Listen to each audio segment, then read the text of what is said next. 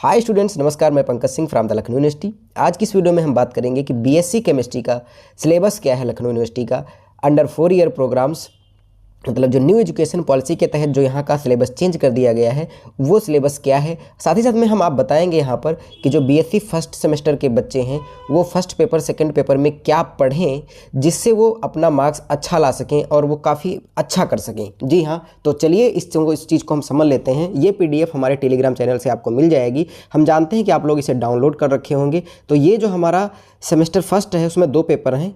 उस पेपर पहला पेपर जो है हमारा वो आप देख सकते हैं यहाँ पर फर्स्ट पेपर। इस फर्स्ट पेपर में 4 जो है यूनिट हैं, ठीक है। और ये पेपर जो है 4 क्रेडिट्स का है। तो यूनिट फर्स्ट में क्या है, क्या सिलेबस है, क्या यहाँ पर आता है, ये चीज़ हम आपको बता देते हैं, राइट। तो चलिए हम आपको बिल्कुल क्लियरिटी के साथ बता देते हैं कि यहाँ पे पढ़ना क्या। देखिए, बीएससी केमिस्ट्री फर्स्ट सेमेस्टर का सिलेबस जो है लेवल तुम्हारा 12th है, उसमें आपको बिल्कुल कुछ नहीं ज़्यादा एक्स्ट्रा पढ़ना है। बाकी ये ईजी है, बहुत ईजी है। Atomic structure class 12, quantum mechanics based structure, atom brief, SPDF के शेप्स क्या हैं, Aufbau principle, Pauli principle, Hund का मल्टीप्लिसिटी रूल क्या है, electronic configuration of the effective nuclear charge क्या है, ये सारी चीज़ें हैं, राइट।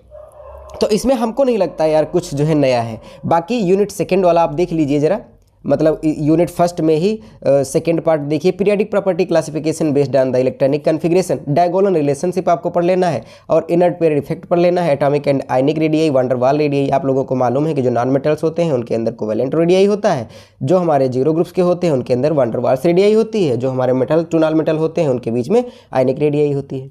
बाकी यार ये देख लीजिए जो है इलेक्ट्रॉन एफिनिटी है, इलेक्ट्रोनिगेटिविटी डेफिनीशन क्या है और कैसे हम चीज़ को फाइंड करेंगे। बस यहाँ पे इतना नया है 12th से कि यहाँ पे method of determination trends in the periodic table and its application. ये आप इलेक्ट्रॉन एफिनिटी, इलेक्ट्रोनिगेटिविटी कक्षा 12 मतलब क्लास 12th में नहीं पढ़े हैं, चाहे वो जिस आप बोर्ड से हों, राइट। चलिए यूनिट सेकंड के बारे में हम बात कर लेते हैं। तो इसके अंदर केमिकल बॉन्डिंग के अंदर बस वही सब है, कोवेलेंट बॉन्ड, वीबीटी जो आप क्लास 12th में पढ़े हैं। वीबीटी के बाद में जो वो फेल हो जाती है वैलेंस बॉन्ड थ्योरी, तो उसके बाद में वेस्पर थ्योरी आ जाती है। वेस्पर थ्योरी के बाद में एमओटी आ जाती है। देखो वही सब है यहाँ पे, देखो covalent, hybridisation, shape, molecules, ions, valence, shell electron pair repulsion theory. और यहाँ पर आप देख लीजिए, वहाँ पर आप लोग जो है डायग्राम पढ़े थे, एक से लगा मतलब H2 He2 है ना, ये सब डायग्राम पढ़े थे। बट वहाँ पर आप CO और जो NO का डायग्राम पढ़े थे, मतलब कि जो है 14 और 13 के लिए ये एटॉमिक डायग्राम वहाँ क्लास 12th में आप लोग जो है गलत पढ़ते हैं। और जो यहाँ पर है बीएससी में, इनका डायग्राम में क्या वेरिएशन आता है वो यहाँ पर आपको पढ़ना पड़ेगा, ठीक है, राइट। और यहाँ पे ज़रा देख लीजिएगा, बाकी यहाँ पर आप जो है फजांस रूल का भी थोड़ा पार्ट पढ़ेंगे, परसेंटेज ऑफ आयनिक करेक्टर क्या होता है, ये चीज़ भी यहीं पे मिल जाएगी। यार देखो, सिलेबस को कवर केवल करो, बाकी यहाँ पे बहुत जो है एक्स्ट्रा नहीं है, ठीक है। सेमेस्टर फर्स्ट में यहाँ पे देखिए जरा, weak interaction, hydrogen bonding, van der Waals forces क्या है, वंडरवाल फोर्सेस है ना, ये क्या होते हैं, सबसे ज़्यादा स्ट्रांग है ना ये सारी चीज़ें। और यहाँ पर आप देख सकते हैं यूनिट थर्ड वाला सिलेबस। यूनिट थर्ड के सिलेबस में क्या है, आप लोग बस फोकस करते रहिए हमारी बातों पर। आयनिक रेडियाई, आयनिक स्ट्रक्चर, रेडियस रेशियो, इफेक्ट क्या है, कोऑर्डिनेशन नंबर क्या है, लिमिट। और यहाँ पर देख लीजिए लैटिस डिफेक्ट क्या है, solid state chapter number 1 class 12, lattice energy Born है पर ये नहीं उसमें था। जी हाँ, बस यहाँ पे ज़रा देख लीजिए क्लास 12th में क्या होता है, फजान रूल सही से नहीं पढ़ाया जाता है। और यहाँ पर जो है बॉर्न हैबर साइकिल नहीं अच्छे से पढ़ाई जाती है। और इधर भी आप थोड़ा सा देख लीजिए, बस 2 टॉपिक ये अच्छे से नहीं पढ़ाए जाते हैं, बाकी क्लास 12th का ही है। जो ऊपर वाला सॉलिड स्टेट का पोर्शन है, ठीक है। तो आपका क्लास 12th अगर सीबीएसई बोर्ड से है आपका या आईसी बोर्ड से है, बस वही वाला पढ़िए, बाकी कुछ ज़्यादा नहीं है यहाँ पर। बाकी बुक्स यहाँ प्रदीप्स की आप ले लीजिए, प्रदीप पब्लिकेशन की बहुत इंपॉर्टेंट बुक्स हैं, वहीं से ही सेम क्वेश्चन यहाँ पे पूछा जाता है। जरा देखिए इस ब्लॉक के अंदर ये जो हम उसमें भी पढ़े हैं क्लास 11th में, एस और पी ब्लॉक, उसके अंदर क्या लिखा है यहाँ पे आप थोड़ा सा देख लीजिए। बस ये थोड़ा सा अलग है, एस ब्लॉक क्लास 12th से बिल्कुल तुमको यहाँ पे अलग मिलेगा। बाकी जो नोबेल गैसेस हैं, नोबेल गैसेस ये अगर आप कोई स्टैंडर्ड बुक अगर लिए होंगे केमिस्ट्री की, तो उसके अंदर नोबेल गैसेस के बारे में पूरा दिया है क्लास 12th में।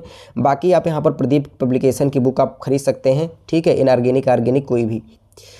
यहाँ पर आप देख लीजिए इसके अंदर कुछ मॉलिक्यूल्स हैं। जो यूनिट 4 है, यूनिट 4 के अंदर आपको क्या पढ़ना है चीज़ देख लीजिए, पी ब्लॉक एलिमेंट्स हैं, कंपैरेटिव स्टडी, ठीक है। यहाँ पर फिजिकल बिहेवियर, केमिकल बिहेवियर, आप यहाँ पे देख लिए ग्रुप 13 to 17, ठीक है।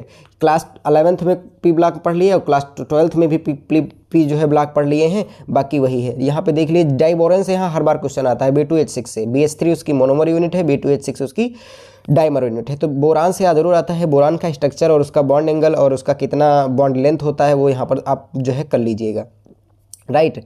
तो बाकी ये फ्लोरीन्स वगैरह थोड़ा सा है, बस यहाँ थोड़ा सा एक्स्ट्रा वर्क आपको यूनिट 4 में दिखेगा मिलेगा। तो ये चीज़ जो कॉलेज में पढ़ाया जाता है उसको आप लिख लीजिए, बाकी प्रदीप पब्लिकेशन की बुक खरीद लीजिए, उसके अंदर मिल जाएगा। चलिए बात करते हैं ऑर्गेनिक सेमेस्टर फर्स्ट का पेपर नंबर 2। जी हाँ, इसको आप अच्छे से समझ लीजिए, हम इसको आपको बिल्कुल डिटेल में बता देते हैं। देखिए जरा यूनिट फर्स्ट में क्या है, structure and bonding, bond length क्या है, बॉन्ड एंगल क्या है, बॉन्ड एनर्जी क्या है, ठीक है, लोकलाइजेशन, पाई बॉन्ड्स क्या है, रेजोनेंस, इंडक्टिव इफेक्ट, ये सब हम लोग क्लास 11th में पढ़े हैं। Resonance effect, hyper conjugation, inductive effect और मेजोमेरिक इफेक्ट और एरोमेटिसिटी क्या होती है, हाइपर कंजुगेशन क्या होता है, ये सब हम फर्स्ट ईयर में पढ़ चुके हैं। बस अगर आप अच्छे लेवल की प्रिपरेशन की होंगे तो आपको बिल्कुल दिक्कत नहीं होगी। बाकी यूनिट फर्स्ट काफ़ी जो है ईजी है। यूनिट फर्स्ट का जरा सेकंड पोर्शन देखो, जरा मैकेनिज्म दिया है। मैकेनिज्म देखो, क्लास 12 तो कक्षा 11 और 12 में आप लोगों ने मैकेनिज्म नहीं पढ़ा है, बट यहाँ पर आपको हर एक रिएक्शन की मैकेनिज्म आनी चाहिए, ठीक है। कर्व नोटेशन क्या है, मोमेंट ऑफ मतलब less stable to more stable की तरफ लगता है। Driving electron movement with arrows, half headed arrow मतलब एक इलेक्ट्रॉन का जब मूवमेंट हो, डबल हेडेड एरो मतलब 2 इलेक्ट्रॉन का जब मूवमेंट हो।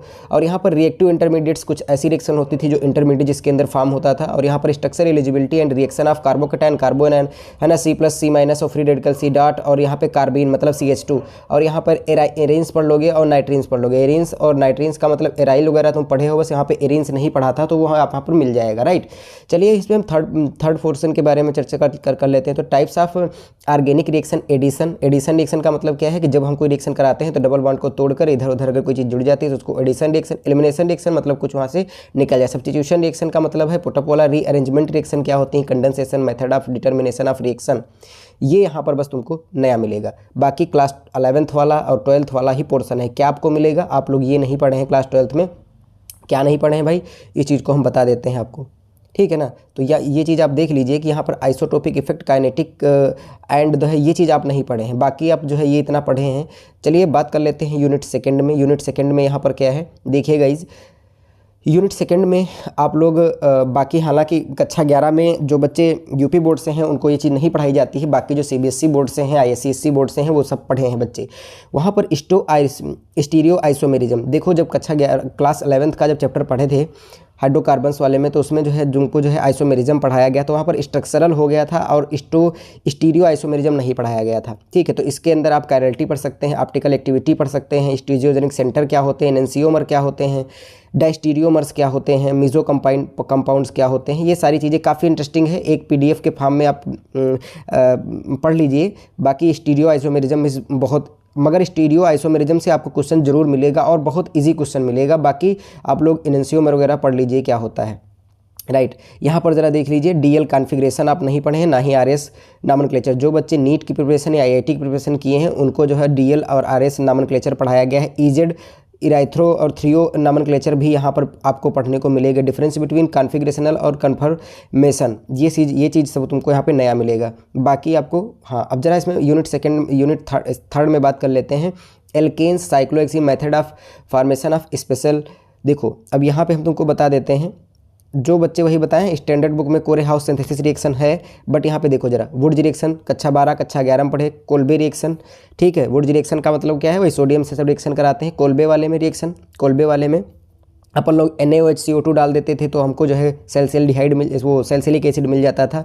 कोरे हाउस रिएक्शन नहीं थी, कोरे हाउस रिएक्शन आप यहाँ पढ़ लेंगे। डिकार्बोक्सिलेशन रिएक्शन भी कक्षा 12 में आप पढ़ रखे हैं। बाकी मैकेनिज्म इनकी सारी आपको आनी चाहिए, कक्षा 12 और क्लास 12th 11th में जो है आप मैकेनिज्म इसकी नहीं पढ़े हैं। चलिए साइक्लो एल्केन्स के बारे में चर्चा करते हैं थोड़ा। नॉमेनक्लेचर इसका पढ़ना है, साइक्लो एल्केन्स क्या होते हैं, साइक्लो एल्केन्स, ठीक है। इसके अंदर ये आप बिल्कुल नहीं पढ़े हैं क्लास 11th या 12th में, ये आपके लिए बिल्कुल नया है, ठीक है। बनाना बॉन्ड क्या होता है, ये सब आपने नहीं पढ़ा है। बनाना बॉन्ड हालांकि डाइबोरेन में मिल जाता है, B2H6 जब आप P ब्लॉक पढ़ेंगे, ठीक है, बोरान फैमिली, तो उसके अंदर बनाना बॉन्ड आपको समझ में आ जाएगा, राइट। चलिए इसका हम फोर्थ पोर्शन जरा बात करते हैं। एल्कीन्स के अंदर क्या आपको नया मिलेगा, एल्कीन्स के अंदर cyclo alkenes, dance, method of operation, okay, ठीक है, राइट। देखो यहाँ पर आप क्लास 12th का उठाइए जरा वो नोट्स, देखो यहाँ पर अल्कोहल का डिहाइड्रेशन क्या है, मतलब अल्कोहल में जब एसिड डालते हैं वाटर निकल जाता है, अल्कोहल डिहाइड्रेशन। सेडजेफ रूल क्या है, मोल एल्कीन जहाँ पर मिलती है उसको हम क्या बोलते हैं, सेडजेफ रूल। सेडजेफ रूल को ही हम जेटसे रूल बोलते थे, जेटसे रूल, राइट।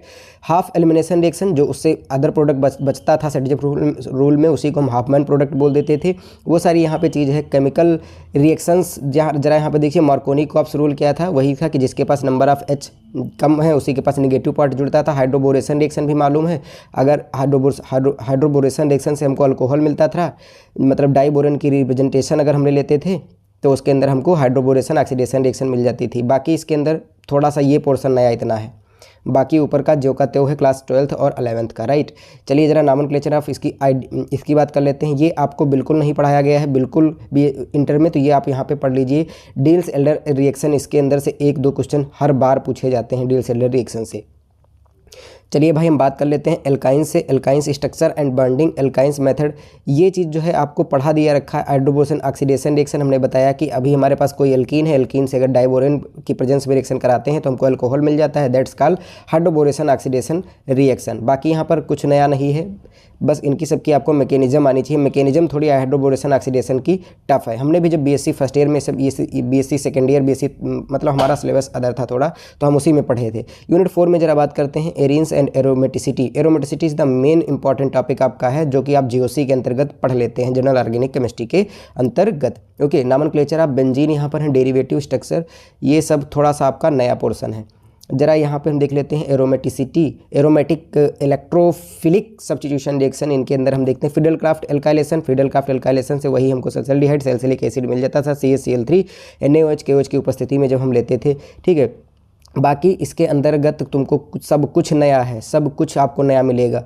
केवल फिडेलक्राफ्ट रिएक्शन, फिडेलक्राफ्ट एल्काइलेशन, फिडेलक्राफ्ट एसाइलेशन जो रिएक्शन आप पढ़ते थे वही आपकी क्लास 12th की है, बट उसकी मैकेनिज्म वहाँ नहीं पढ़े हो, यहाँ पर आपको मैकेनिज्म पढ़ाई जाएगी। ओके, बाकी difference between the SN2 reaction SN1 order, जिसकी है ना आर्डर वगैरह और किसमें वाल्डन इन्वर्जन होता था वो आप पढ़ लीजिएगा, राइट।